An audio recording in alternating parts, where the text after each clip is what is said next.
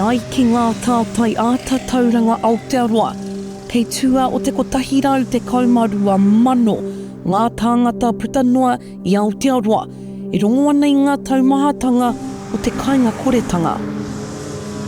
Ka mutu he haurua o tēnā kunga, kei raro i te rua te kaumārima tau, te pakeke. Me tino whakamā tātou, me tino whakamā ake nei. Ko te hunga rangatahi Māori, te hunga karongo tāruru i tēnei āhuatanga, i nā hoki ko rātou kei te tihi o ngā tatauranga, o te moe tiriti, me te kāinga koretanga. I went through a lot of domestic violence, family violence, and all of that, and I grew up really fast. I didn't like where I was going in life.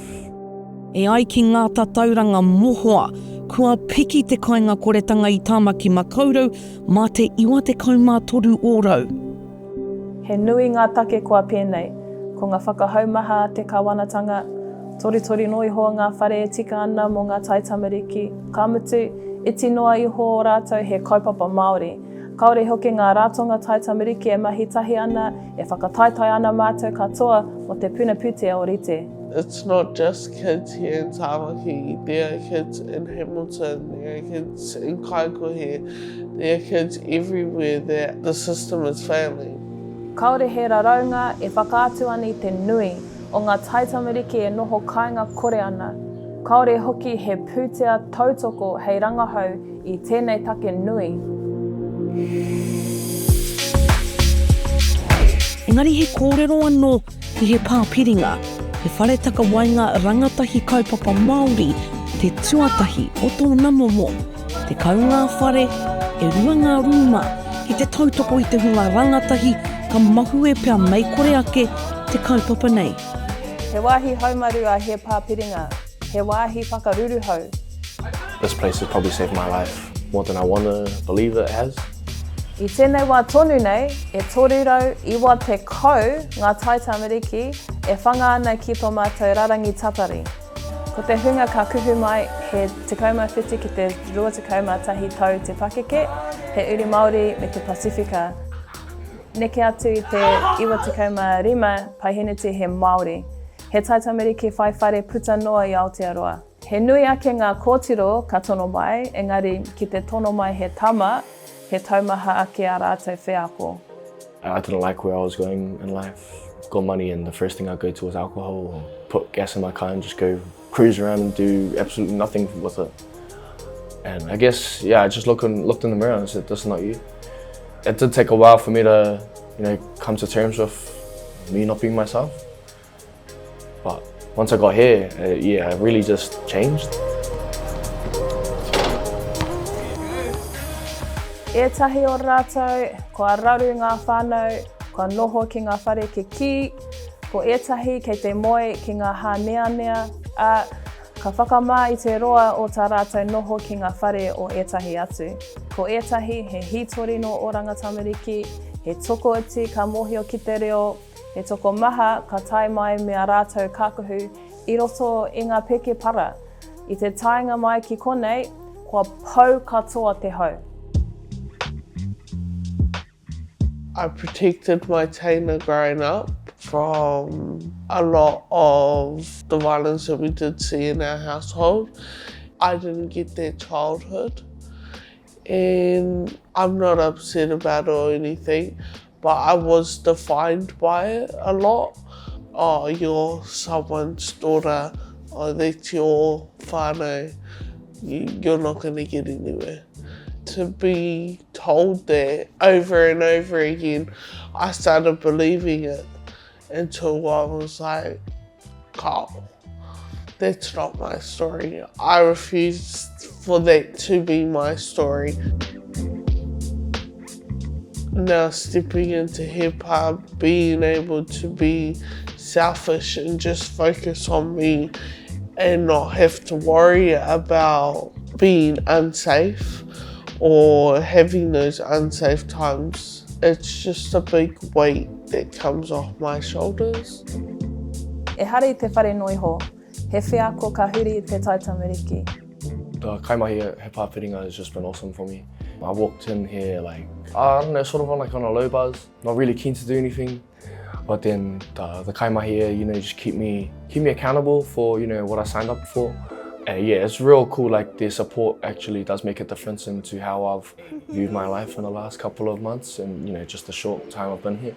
Yeah, they're real cool and real helpful.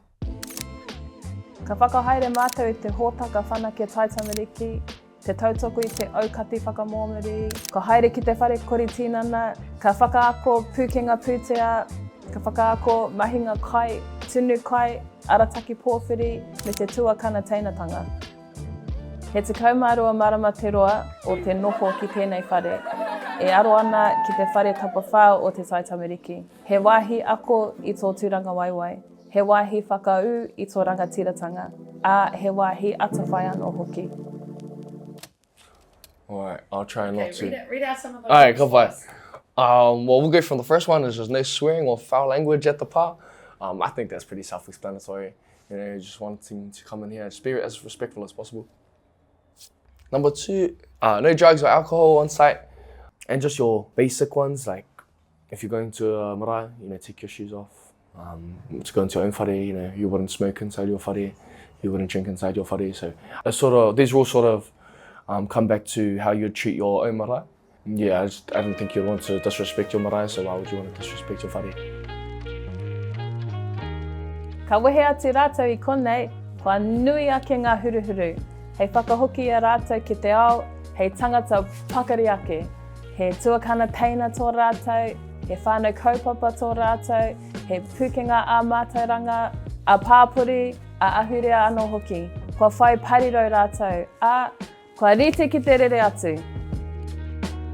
I hangaia e māhera mahi he ahuru mō wai mōna, he mea whawha I runga I ona ke wheako o te kainga koretanga. Ka mahi au I tēnei mahi mō te tamaiti o roto I ahau, mō tōku whānau. Ka mahi au kia kore ai tētahi atu e raru pēnei I a mātou I te wā o taku tamarikitanga. I tupu ake au ki tāmaki ki te tonga, I uru taku pāpā ki ngā kēnge, I whakawherina ki mātou ki te pūnaha whai oranga. I noho ki ngā whare kāinga ora, he rawa kore mātou. I te wā e tamariki ana mātou, I noho ki ngā rehabs, ki St. Vincent de Paul House, ki ngā women's refuges. I tētahi wā, I neke noa mātou I te hōtera, tāhai ana I ngā tapu me ngā hiti, katahi ka rere atu I te pō, kia kore ai e utu atu I te utu. He maumaharatanga tōku mō ngā prihimana raids, kēnge raids, te mauheretanga o tō mātou pāpā, me te tūkinotanga o tōku whānau. I arohaina mātou e oku mātua, engari, kaore raua I whai mātauranga tika hei hiki ake I a mātou I te raruraru. Nō reira, he aha te rongoa, what's the solution? He maha, me mahi tahi ngā ratonga, me whakakotahi tātou, he māma, he mea whai hua. Me nui ake ngā whare e hāngai ana ki ngā taitamariki, me whai raraunga, me whai pūtea tautoko, me whakarite rautaki tātou katoa. Me nui ake ngā ratonga kaupapa Māori hei tautoko I ngā taitamariki. Kei a tātou te Māori, te rongoā. Kia kapo ake ngā kupu a kahurangi whina kupa. Aroha tia ngā tamariki, aroha tia o rātou rongo, aroha tia o rātou kite, aroha tia o rātou kare āroto, ko te tupu o te tamaiti, koia hoki, te āhua o Aotearoa.